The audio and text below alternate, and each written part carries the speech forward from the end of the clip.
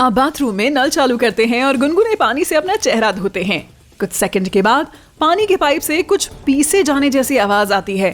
अगले ही सेकंड आपके हाथों में बर्फ के टुकड़े गिरने लगते हैं। इससे पहले कि आप कुछ समझ पाते, आप पड़ोसी को चिल्लाते हुए सुनते हैं। वो शायद शावर ले रहा है। आप हैंडल खींचते हैं लेकिन पानी नहीं आता। फिर आप देखते हैं कि नल से बर्फ की एक मोटी सी परत चिपकी हुई है। ये आइसिकल जैसा दिखती है।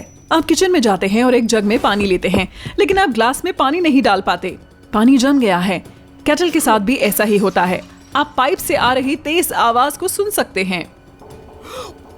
शहर का सारा पानी जम गया है, जिससे वाटर सप्लाई ठप हो गई है। पानी घुमावदार पाइप से होकर बह रहा है। ये कॉम्प्लेक्स सीवर सिस्टम के जरिए ऊपर, नीचे और किनारों तक जा रहा है। फिर ये बर्फ में बदल जाता है और फैल जाता है। प्लास्टिक और मेटल पाइप इसे संभाल नहीं सकते, वे टूटकर फट जाते हैं। अगर पानी फिर से लिक्विड में बदल जाता है तो शहर में तुरंत बाढ़ आ जाएगी। सीवेज का सारा पानी अंडरग्राउंड जमा हो गया और ऊपर उठने लगा, लेकिन अब पानी कुछ ही सेकंड्स में जम गया है। इससे लाखों टन बर्फ सड़कों के नीचे जमा है। ये पूरी दुनिया में हो रहा है और इसका कारण कोई नहीं जानता। यहाँ तक कि अमेज़न के ट्रॉपिकल जंगलों और अफ्रीकी सवाना में हाई एयर टेम्परेचर के बावजूद सभी झीलें, नदियां और तालाब जम गए हैं। बर्फ की भारी मात्रा पूरे ग्रह के तापमान को कम कर देती है। सूखे रेगिस्तान में हल्की ठंड हो जाती है और उत्तर में ठंड बढ़ जाती है। आप पानी को पिघलाने के लिए केटल को ऑन करते हैं, लेकिन ये काम नहीं करता। शहर का हाइड्रो इलेक्ट्रिक पावर प्लांट टूट गया है और लोगों को बिजली नहीं मिल पा रही है।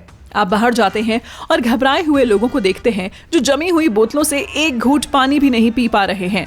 शहर का फाउंटेन एक बर्फ के स्कल्पचर में बदल गया है। पार्क में बनी झील एक आइस रिंग बन गई है, जहां आप हॉकी खेल सकते हैं। आप कांप रहे हैं क्योंकि बाहर तेजी से ठंड बढ़ रही है। बहुत से लोग सिटी स्क्वायर में बॉन फायर करते हैं और उसके बगल में बॉटल्स रख देते हैं। ये जमे हुए पानी को पिघलाने में मदद करता है। गर्मी महसूस करने के लिए आप आग के पास बैठते हैं और अपने फोन पर न्यूज देखने लगते हैं। प्लैनेट के सभी झरने ऐसे दिखते हैं जैसे वे समय के साथ थम गए हों।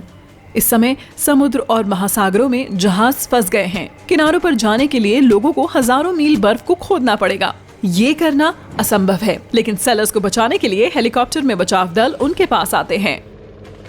बर्फ का एक छोटा सा टुकड़ा आपके फोन की स्क्रीन पर गिरता है और उस पर खरोंच पड़ जाती है। अब बर्फीली बारिश शुरू हो जाती है। अलग अलग साइज की कई बूंदें जमीन पर गिरती हैं और कांच की तरह टूट जाती हैं। सभी लोग छतों के नीचे छुपे हुए हैं। सभी जानवर पेड़ों के नीचे भाग रहे हैं।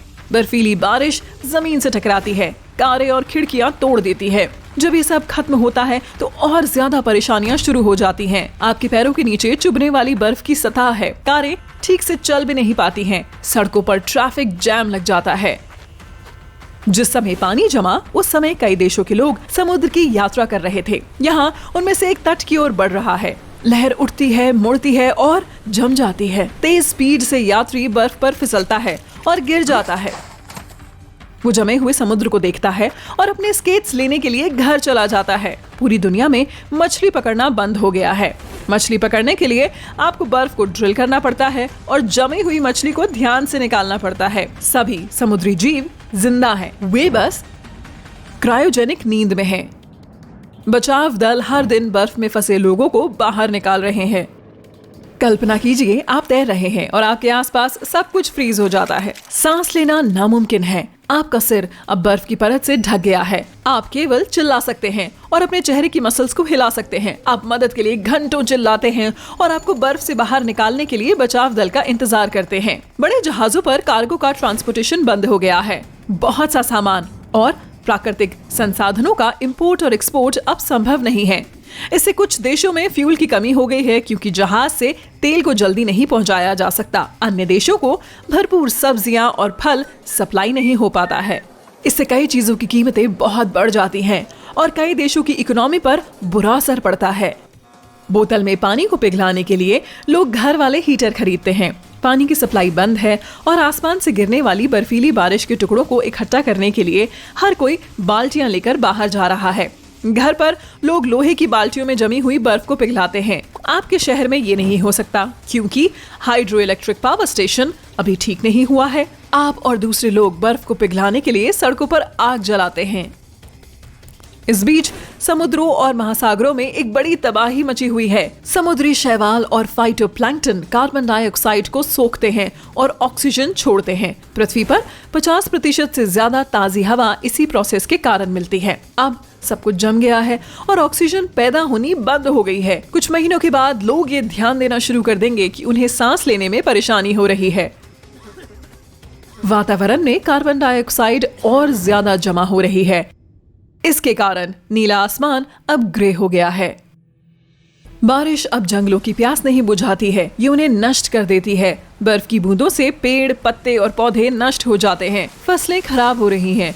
पूरी दुनिया में लोगों को खाने की कमी का सामना करना पड़ रहा है। ज्वालामुखी बहुत अधिक कार्बन डाइऑक्साइड और गर्मी छोड़ते हैं। इससे सभी जमा हुआ पानी पिघल सकता है, लेकिन इसमें लाखों साल लगेंगे। पृथ्वी का तापमान गिर गया है, जिससे पिघलने की रफ्तार धीमी हो गई है। केवल दक्षिणी देशों के तटों पर ही बर्फ धीरे धीरे पिघल रही है, लेकिन प्लैनेट को इस आपदा से बचाने के लिए ये काफी नहीं है। सबसे ज्यादा घातक असर पानी पर नहीं बल्कि जमीन पर पड़ता है। पहाड़ों की तलहटों में बसे शहरों और पहाड़ी गांवों को खाली कराया जा रहा है। पहाड़ों पर रहने वाले लोग अपने घरों को छोड़कर अपना सामान लेकर जितना दूर हो सके जा रहे हैं, क्योंकि झीलें और नदियां कई पहाड़ों के अंदर और जमीन के नीचे बह रही हैं और ये सारा पानी जम जाता है। और जब ये सारा पानी जम जाता है तो ये अंडरग्राउंड चैनल्स के अंदर फैलने लगता है। ऐसा ही शहर के पाइप्स के साथ भी हुआ था। जो पहाड़ के अंदर सब कुछ ढहने लगता है तो लैंडस्लाइड शुरू हो जाता है। चट्टानें और पहाड़ छोटे शहरों पर गिरने लगते हैं। भूकंप पेड़ों और घरों को तबाह कर देते हैं। पूरे प्लैनेट पर यही हो रहा है। बर्फीली बारिश से बचने के लिए लोग मेटल के हल्के छाते बनाते हैं। अगर आप खराब मौसम में बाहर जाते हैं तो आपको हेडफोन या ईयर प्लग पहनने पड़ेंगे, क्योंकि मेटल के छातों पर गिरने वाली बर्फ बेहद तेज शोर करती है। पौधों और फसलों को बर्फ से बचाना जरूरी है।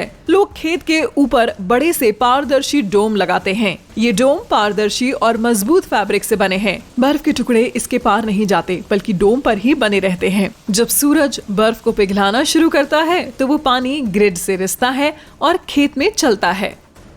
वैज्ञानिक सुपर शक्तिशाली इलेक्ट्रिक स्टेशंस बनाते हैं और उन्हें समुद्र में अलग अलग जगहों पर इंस्टॉल करते हैं। स्टेशन में बड़े ड्रिल हैं जो समुद्र की गहराई में लंबी सुरंग बनाते हैं। फिर वहाँ एक शक्तिशाली न्यूक्लियर रिएक्टर रखा जाता है। इसमें एक प्रोटेक्टिव शील्ड लगी होती है, जिससे पानी में रेडिएशन ना फैले। रिएक्टर काम करना शुरू करता है और आसपास के पानी को पिघला देता है। जब बड़ी मात्रा में पानी पिघल जाता है तो रिएक्टर को समुद्र से हटा दिया जाता है।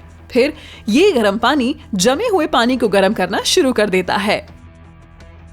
इस प्रक्रिया में दशकों लग जाते हैं। समुद्र पिघल रहे हैं और इस दौरान शहरों में लोग सीवेज सिस्टम को फिर से ठीक कर रहे हैं। सबसे पहले हर घर में एक शक्तिशाली हीटर रखा जाता है जो धीरे धीरे बर्फ को पिघला देता है। फिर प्लम्बर टूटे हुए पाइप्स को नए पाइप्स में बदल देते हैं। दुनिया भर में तापमान धीरे धीरे ठीक हो रहा है, लेकिन बर्फीली बारिश अभी भी जारी है। इस समस्या को सुलझाने के लिए वैज्ञानिक एक हार्मलेस केमिकल रिएजेंट बनाते हैं। हर दिन सुपरसोनिक प्लेन्स बारिश के बादलों से होकर उड़ते हैं और उस रिएजेंट का छिड़काव करते हैं, जिससे छोटी बर्फ पानी की बूंदों में बदल जाती है।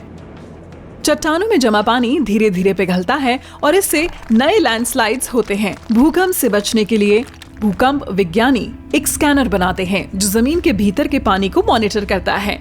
स्कैनर बर्फ और जमीनों के तापमान के साथ ही हवा और मिट्टी की डेंसिटी का डेटा जमा करता है और भूकंप मॉडल बनाता है। इससे लोग पहले से पता लगा सकते हैं कि आपदा कब शुरू होगी।